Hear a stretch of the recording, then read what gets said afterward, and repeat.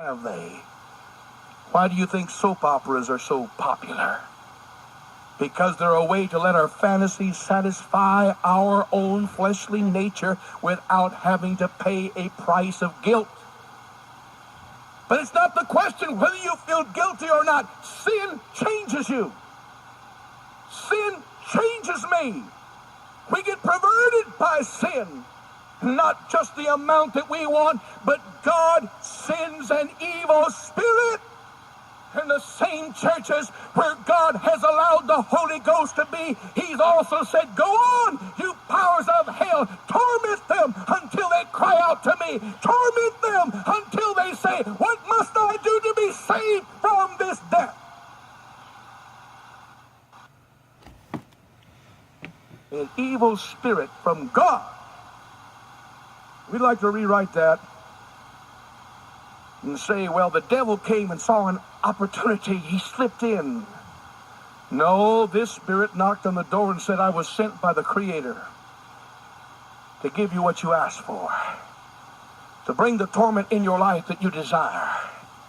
You've rebelled against God. Deuteronomy chapter 28 says, I set before you life. Why don't you finish it? Death. I set before you blessings. Why don't you finish it? Cursings. You say He sets before me life and blessing. Why don't you take the other side of the coin? He says, I set before you death and cursing. Choose life. It's a choice. Oh, it's a choice.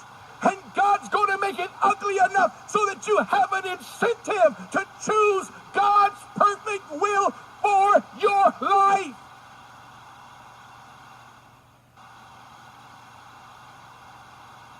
We look and I see our families going to hell. Why? Because we haven't chosen life. But God's got an incentive program. Heaven on one end and hell on the other.